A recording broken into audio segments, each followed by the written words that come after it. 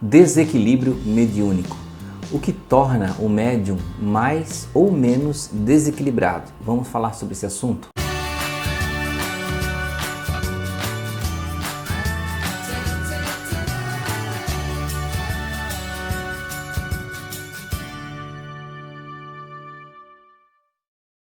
Olá, amigos do canal Aprendendo sobre Mediunidade, sejam bem-vindos.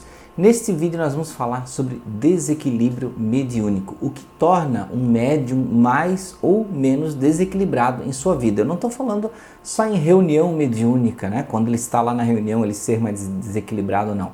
Estou falando sim no momento da sua vida, né? Durante a sua vida, no seu dia a dia, quando está trabalhando, quando está em casa, quando está em uma festa, num fim de semana, o que acontece com ele, o que tira esse médium do seu equilíbrio e que o faz perder, né, diante das influências.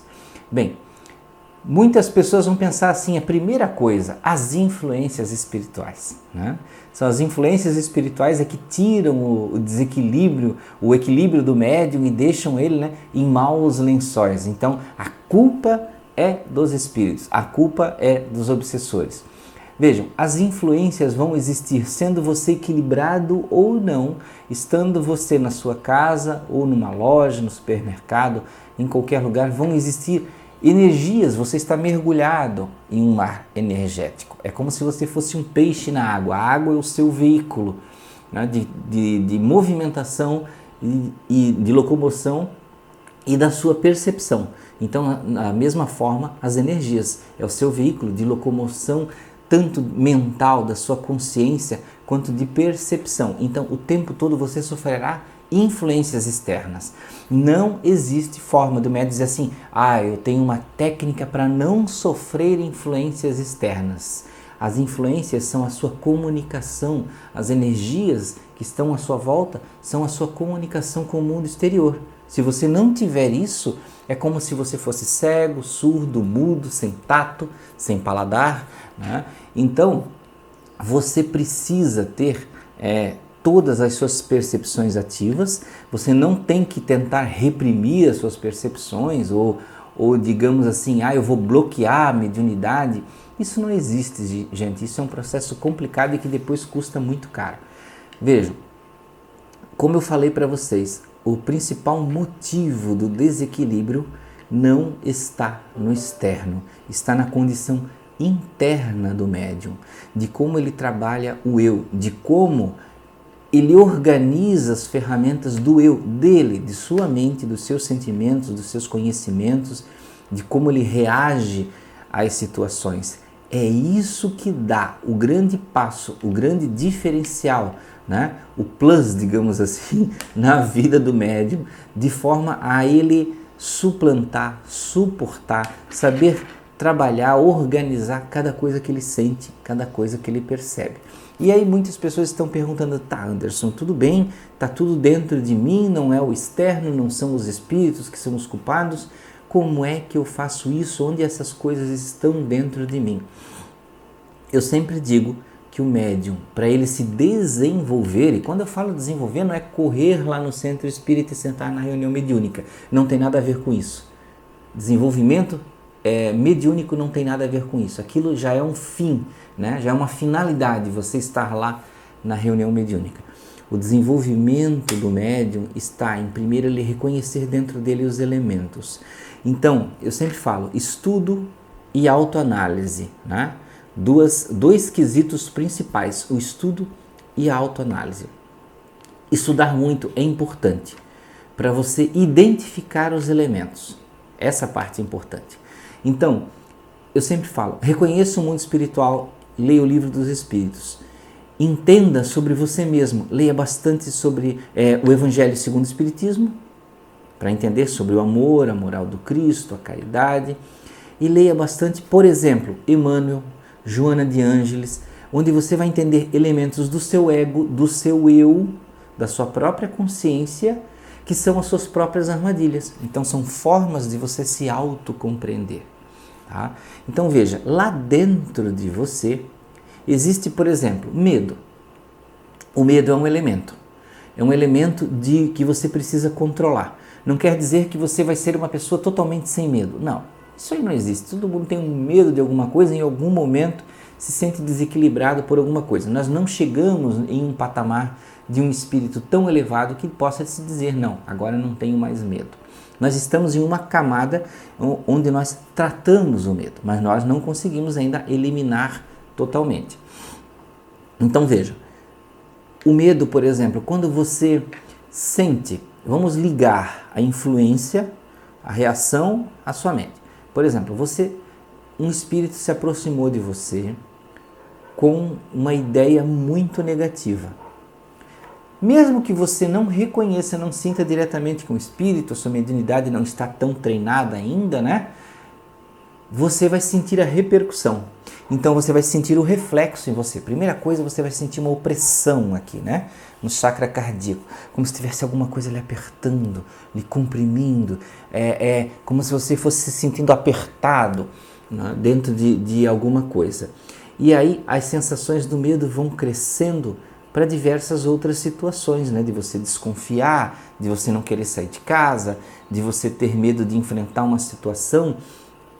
E aí essas coisas vão começando a refletir na sua vida. Então essa influência do medo, ela veio, né?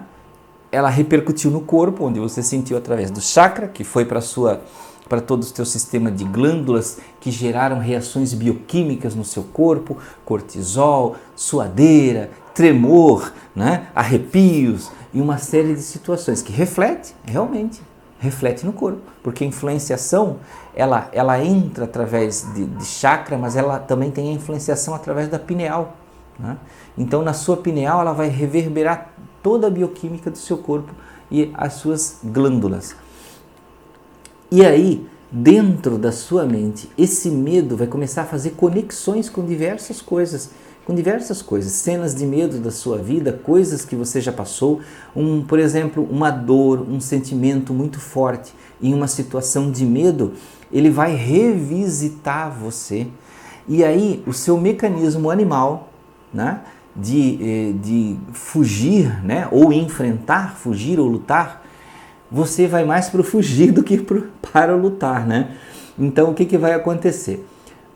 Você vai acabar se reprimindo, você vai deixar de enfrentar situações, você vai às vezes, ficar em um sistema de introspecção, não enfrentando nada. Então, vocês viram como o desequilíbrio é a sua reação e não a ação dos espíritos sobre você? Muitas pessoas põem a culpa no espírito, né? Dizem, não, foi o espírito que foi lá com uma influência energética, mas ele não é superior a você.